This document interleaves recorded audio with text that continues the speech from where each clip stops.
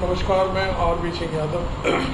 आप देख रहे हैं मेरा YouTube channel RB. Singh Yadav. आप मेरे चैनल को सब्सक्राइब करें, फॉलो करें और मेरे वीडियो को शेयर कर दूसरे लोगों तक पहुंचाने का काम करें।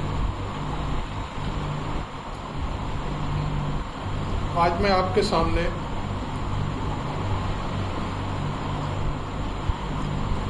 विपक्षी दलों की बात करूंगा, जिन्होंने सफलतापूर्वक पटना में आज एक बड़ी मीटिंग आयोजित कर एक मत होकर अगली रणनीति के लिए सहमति व्यक्त कर दी है। देश के जाने माने 32 नेता और हर राज्य के अपने अपने छत्रप और राष्ट्रीय पार्टी कांग्रेस सहित 17 दलों ने मिलकर आज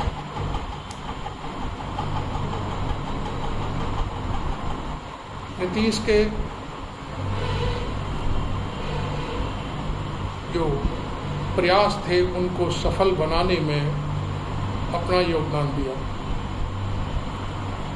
इसकी सफलता है कि नहीं यह तो हम नहीं कह सकते, लेकिन एक सबसे बड़ी बात जो आपको मैं बताने जा रहा हूं वो ये है कि बीजेपी वास्तव में इस मीटिंग से, इस सहमति से पूरी तरह तनाव में है। और वो तनाव भी मैं आपको एक उसकी व्याख्या करता हूँ। तनाव भी बहुत गजब का है। कहने को तो पूरी बीजेपी उनको अपनी पार्टी का चाणक्य कहती है, लेकिन आज मालूम नहीं वो इतने तनाव में क्यों हैं, क्योंकि चाणक्य तो कभी तनाव में होता ही नहीं। उसकी तो हर गोटी सेट होती है।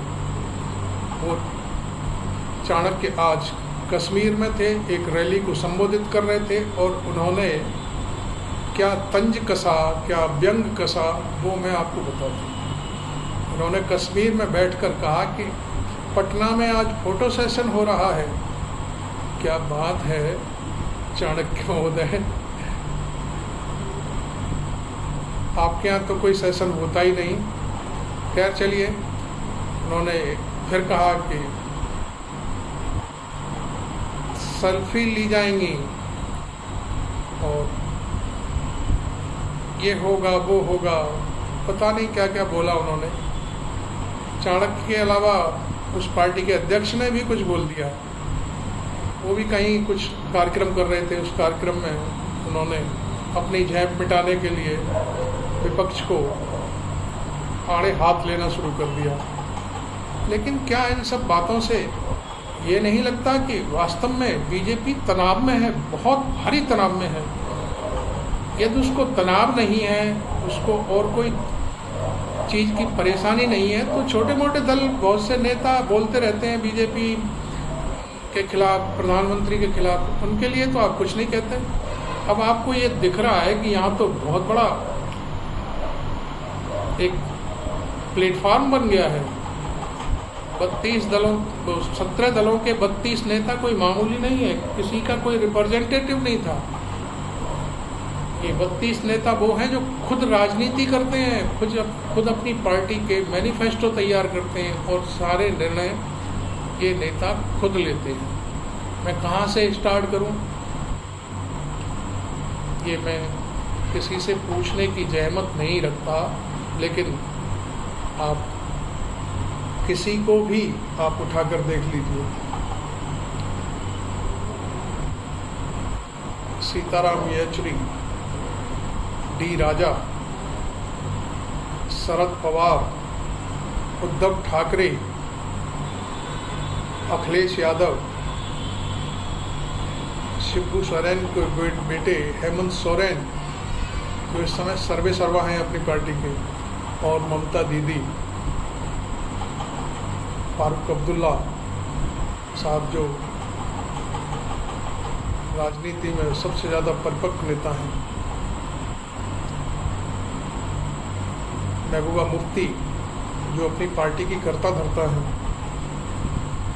बहुत नाम है। कोई छूट जाए तो उस दल के नेता को गिला शिकवा करने की ज़रूरत नहीं है, लेकिन ये मेरा अपना मानना है कि अब यहाँ कोई रिप्रेजेंटेटिव नहीं था जो लौट करके अपने नेता को बताए जा करके क्या हुआ था, कैसे हुआ था। हाँ, अरविंद केजरीवाल खुद थे, उनकी पार्टी के मुख्यमंत्री भगवंत मान साहब भी थे। अब आप देखिए, जब अपनी अपनी पार्टियों के खुद निर्णय लेने वाले नेता इस मीटिंग में मौजूद थे और उन्होंने कहा कि हम बीजेपी को भगाने के लिए हर तरह से तैयार हैं। मूल मंत्र ये है, और इस मूल मंत्र से ही बीजेपी बहुत परेशान है, घबराई हुई है। अब सवाल उठता है कि पूरे मुल्क में 300, सवा 300, लगभग 330 के आसपास ऐसी सीटें हैं जो बीजेपी के कब्जे में हैं, और इन सीटों पर सारे विपक्षी दल 1 by 1, मतलब एक सीट पर एक प्रत्याशी, चुनाव लड़ने के लिए सारे विपक्षी नेता अपनी सहमति व्यक्त कर चुके हैं। जब 325 सीटों पर ये 1 by 1 हो गया, और 1 by 1 के माने आपको मैं और भीतर जाके समझाता हूँ। 2014 में जब बीजेपी को भारी बहुमत मिला था और 2019 में फिर बहुमत मिला, उस दौर में लगभग 63% इन 17 दलों के नेताओं की पार्टी के प्रत्याशियों को वोट मिला था, और 37% बीजेपी के प्रत्याशियों को वोट मिला था। तो कुल मिलाकर के अब जड़ें तो हिलनी हैं, और एक बात और कहना चाहूँगा कि इस मीटिंग में सबसे बड़ी बात जो सामने आई वो ये थी कि कांग्रेस ने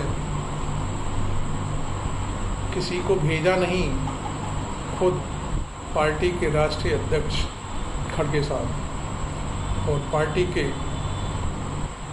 प्रमुख सूत्रधार राहुल गांधी मौजूद थे। इस मीटिंग में अरविंद केजरीवाल ने एक छोटी सी बात को मुद्दा बनाने की कोशिश करी, लेकिन राहुल गांधी ने कहा ये सब छोटी बातें हैं और हम इस पर पूरी तरह से विचार करने के लिए तैयार हैं। तो अरविंद केजरीवाल का मामला टाँय फिस हो गया। अब मैं ये आपको क्लियर कर देना चाहता हूँ कि Arvind Kejriwal by the way इस एकता से बाहर हो जाते हैं तो भी क्या फर्क पड़ेगा, क्योंकि अरविंद केजरीवाल की पार्टी पर संसद में है क्या, 1-2 सीटों से क्या फर्क पड़ता है। विधानसभा में सरकार बना लेने से क्या होता है, कुछ नहीं होता। आपको 50% दिल्ली में वोट मिला, बीजेपी को संसद में 50% वोट मिला, तब आप 7 सीटें हार गए दिल्ली की। इन सब चीज़ों के कोई मायने नहीं है। सरकार सूबे में बनाना अलग बात है और सरकार केंद्र में बनाना अलग बात है। क्यों तो बीजेपी भी पूरे भारत में अभी भी सरकारों में नहीं बैठी हुई है, ये सब सारी दुनिया जानती है। मैं शायद गलत तो नहीं कह रहा, तमाम राज्यों में बीजेपी की सरकार नहीं है, विपक्ष की सरकार है, लेकिन केंद्र में तो उसकी सरकार है जो कहीं भी किसी भी चीज़ की नकेल कस देती है और लोगों को परेशान करने वाली एजेंसियां किसी के भी घर पहुंच जाती हैं 2 मिनट में छापा डालने के लिए। तो असल बात ये है और केजरीवाल की समझ में भी आ जाना चाहिए कि केंद्र में सरकार होगी तो ये अध्यादेश 2 मिनट में उड़ जाएगा, क्योंकि उससे कांग्रेस भी सहमत है और अन्य सारे दल भी सहमत हैं। अब सवाल उठता है कि इस पटना की आंधी कहाँ जाके रुकेगी, इसके बारे में हम आपको बताते हैं। पटना की मुहिम लालू प्रसाद यादव और नीतीश कुमार दोनों ने संभाली हुई थी भीतर से। अगली रणनीति बनाने का जो दायित्व सौंपा गया है वो है भारतीय राष्ट्रीय कांग्रेस के अध्यक्ष खड़गे साहब। और यह मीटिंग 10 या 12 जुलाई को शिमला में होगी, जहां उनकी सरकार है, और शिमला में ही सारा मंथन करके हर पार्टी को बता दिया जाएगा कि आपको क्या क्या करना है। अब हमें पटना की सफलता के बाद यह मान लेना चाहिए कि निश्चित तौर पर शिमला में जो होगा, जिसमें कांग्रेस खुद तय करेगी कि अगली रणनीति के बारे में क्या करना है। अभी मैं फिर एक बार पीछे लौटता हूँ। बीजेपी फिर भी सशंकित है और उसके चाणक्य और उनके अध्यक्ष कहते हैं कि बिना दूल्हा की बारात है ये। असल में वो दूल्हा इसलिए कह रहे हैं कि कोई आदमी एक प्रधानमंत्री पद के लिए नहीं है इनके पास। यह बात कहकर के वो उनको अपने प्रधानमंत्री मोदी के पैरेलल खड़ा करके उसे नीचा दिखाने की कोशिश में है, जबकि आज दूल्हे की ज़रूरत नहीं है, बारात की ज़रूरत है। और बारात मुद्दे लेके चलेगी। बीजेपी इसलिए घबराई हुई है कि ये विपक्षी 17 दल और उसके 32, 35 या 40 या 25 जो भी है, जितने भी नेता हैं, मुद्दे की बात करेंगे। मुद्दों में महंगाई, बैंकिंग सिस्टम, विदेश नीति,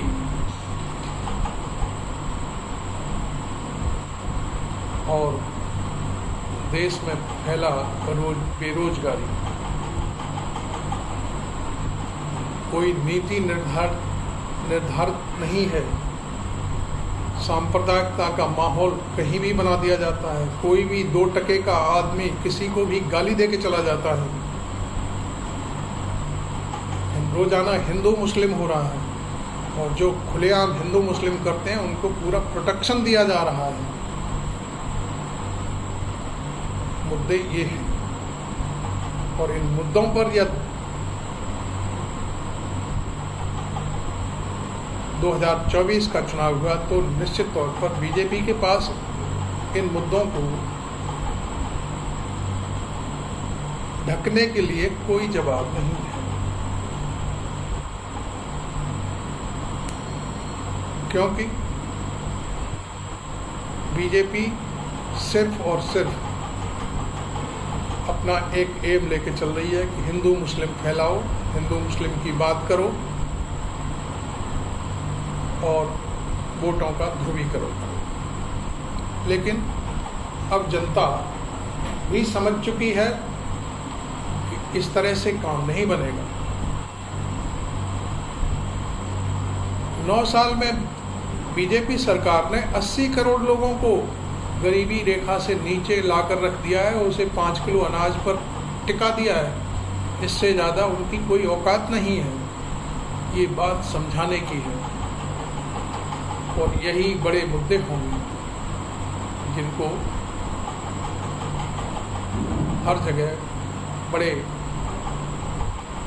हाई लेवल पर उठाया जाएगा। मामला एक और है जो मैं कहने से अभी बचा था, लेकिन सरकारी संस्थानों को बेचने का, उनको ठेके पे उठा देने का। और ये संस्थान, मैं आपको अपने एनालिसिस के हिसाब से बताना चाहता हूँ कि जो भारत संचार निगम या टेलीफोन डिपार्टमेंट जो देश की सारी अर्थव्यवस्था को, उसके खर्चों को, दिल्ली की सरकार के खर्चे सबके लिए खर्चा तैयार करता था, पैसा कमाता था, वो दूरसंचार विभाग आज पूरी तरह से लकवे से ग्रस्त हो गया है। ये मैं कोई देखी हुई या किसी की सुनी हुई बात नहीं कर रहा, ये सब मैं इससे गुजरा हूँ। भारत संचार निगम के बड़े बड़े अधिकारी आज भी मेरे संपर्क में हैं और वो कहते हैं कि हमें पंगु बना दिया गया है, हम कुछ कर नहीं सकते। क्या ये दूसरी संचार कंपनियां काम कर रही हैं, क्या हम नहीं कर सकते? हम क्या देश में काम नहीं करते थे? क्या ये संचार निगम ऐसे ही खड़ा हो गया था जो पूरे देश के अधिष्ठानों का खर्चा देता था भारत सरकार को? ऐसे ही चलता था। लेकिन अब चूंकि सारी चीज़ें ठेके पर उठा दी गई हैं, यहाँ तक कहा कि हम अब एक टेलीफोन नहीं बांट सकते, किसी को नहीं दे सकते, चूँकि हमारे ऊपर भरोसा खो दिया जनता ने। हमारे यहाँ भर्ती नहीं हो रही है, हमें फंडिंग नहीं हो रही है, हम 100 मीटर केबल नहीं डाल सकते, तार नहीं दे सकते किसी को, टेलीफोन नहीं दे सकते। जब ये सब चीज़ें हैं तो फिर क्या है? कुछ नहीं। इसलिए मुद्दे बहुत बड़े बड़े हैं। मामला अडानी का भी उठेगा, देश भर में उठेगा, ईडी सीबीआई का भी उठेगा, प्रेस का भी उठेगा, क्योंकि प्रेस में जो लोग समाचारों की असलियत दिखाते हैं उन पर छापे पड़ते हैं, उन पत्रकारों को गिरफ्तार करा लिया जाता है, उन्हें धमकी दी जाती है। ये बहुत सारे मुद्दे हैं जिनको विपक्ष एकजुट होकर जनता के सामने रखेगा। इसमें थोड़ी सी एक बात और रह गई। उत्तर प्रदेश में मायावती, आंध्र में जगन रेड्डी और एक दो छुटपुट पार्टियां और हैं। उड़ीसा में पटनायक साहब, ये लोग इस मीटिंग के हिस्सा नहीं बने। ये शायद एनडीए के हिस्सा होंगे, लेकिन वक्त बताएगा कि आगे क्या होगा। आज पटना के इस कामयाब मीटिंग के इस वीडियो को मैं अब यहीं समाप्त करता हूं।